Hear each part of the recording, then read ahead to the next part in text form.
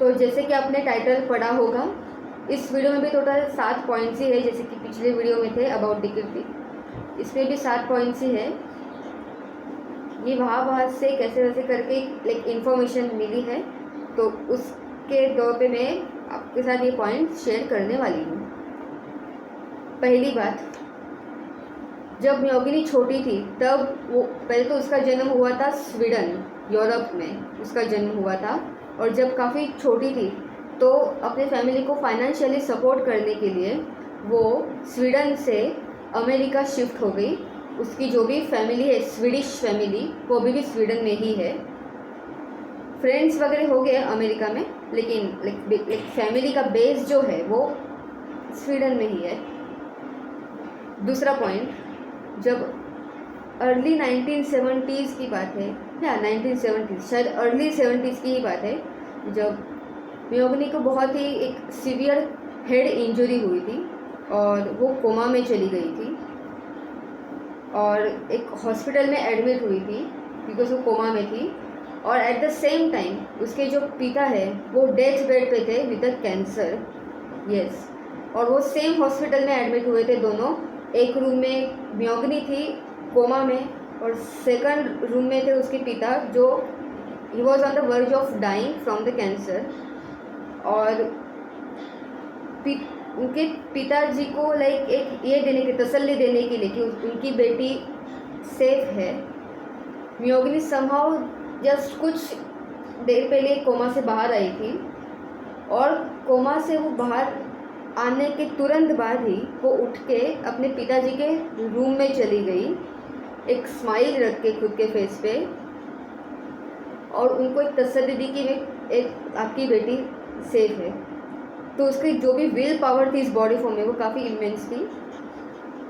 तीसरी बात है, वो एक तो कभी भी खुद का जो ट्रू लोकेशन है, कौन से जो कहीं भी रहती है अमेरिका में, वो कभी भी वो रिवील नहीं करती।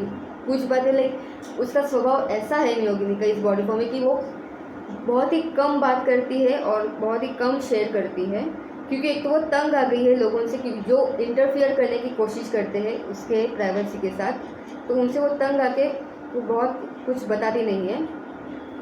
वो पहले कैलिफोर्निया के कुछ पार्ट्स में रहती थी और कैलिफोर्निया में ही वो डिकीर्ति को मिली थी 1963 में फॉर द फर्स्ट टाइम इस बॉडी फॉर्म में। चौथा पॉइंट है, उसने कभी भी कोई भी प्रकार की जेलसी नहीं शो की, क्योंकि डिकीर्ति ने किसी और औरत से शादी की। म्योगिनी ने कभी भी जेलसी या फिर उसका एंगर कभी भी शो नहीं किया। इतनी प्योर लेडी है कि उसको सिनेरियो समझ में आ गया। वो खुद के जो भी क्राइज है उसने छुपा लिए, सेम वे जैसे कि डिकीर्ति ने छुपा लिए, सेम वे। पांचवा पॉइंट है, म्योगिनी का जो कॉस्मिक हस्बैंड था वो बहुत सालों से बीमार था और उसका उसने बहुत ही ख्याल रखा है, decades for many decades, even though वो उसका लाइक रियल पार्टनर नहीं था। डिकीर्ति वॉज हर डियोमेट, लेकिन वो रियल पार्टनर ना होने के बावजूद भी उसका इतना ख्याल रखा है एज ए रिस्पॉन्सिबिलिटी कि वो जो हस्बैंड उसके डेथ बेड में था तब तक उसने उसका ख्याल रखा है, जब तक वो गुजर नहीं जाता। और ये मैं इतना रिलेट कर पाती हूँ ना, क्योंकि मेरे पापा ने मेरे मम्मी का इतना ख्याल रखा है ना, क्योंकि जब मेरी मम्मी डेथ बेड पे थी ना, तो आखिरी दम तक लाइक मम्मी के आखिरी दम तक मेरे पापा ने बहुत ख्याल रखा है उसका। लाइक ना उनको ठीक से वो सो पाए, ना वो घर जा पाए, ना ठीक से लाइक खाना खा पाए, लेकिन मेरी मम्मी की साइड की जो फैमिली थी ना, उसने मेरे पापा को बहुत सपोर्ट किया है।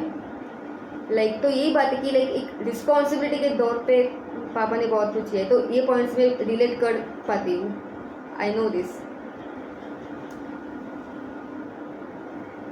छठा पॉइंट यानी कि 6th पॉइंट है, म्योगिनी ने अपना एक प्राइम प्रॉमिस उसके डिकीर्ति के साथ रखा by not revealing their treasured moments even with her friends and family. उसकी फ्रेंड्स और फैमिली जो है उसके साथ भी उसने कभी भी उन दोनों की बातें, उन दोनों का जो भी सीक्रेट हो कभी भी शेयर नहीं किया।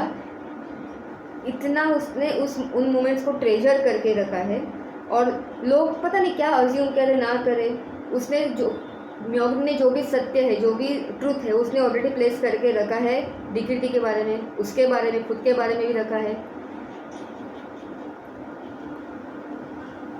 7वां पॉइंट है और आई थिंक लास्ट पॉइंट है।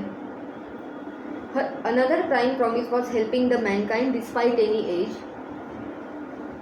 म्योगनी जो भी उसका ह्यूमन नेचर, जो भी उसका खुद का है, वो अभी तक करती आ रही है डिस्पाइट एनी एज। भले ही उसकी उम्र 85 है, वो कुछ ना कुछ करने की कोशिश करती है, क्योंकि उसने जो भी प्रॉमिस किया था सबको, एक सेंसिटिव हार्ट सबके लिए लेकर किया था, और एक खुद की एक स्माइल खुद के फेस पर, डिस्पाइट उसके लाइफ में जो भी परिस्थितियाँ घटी, जो भी कुछ हुआ, उसके बावजूद भी वो अभी तक मैनकाइंड को हेल्प करने की कोशिश कर रही है, एक स्माइल लेकर, एक हास्य लेकर उसके फेस पर।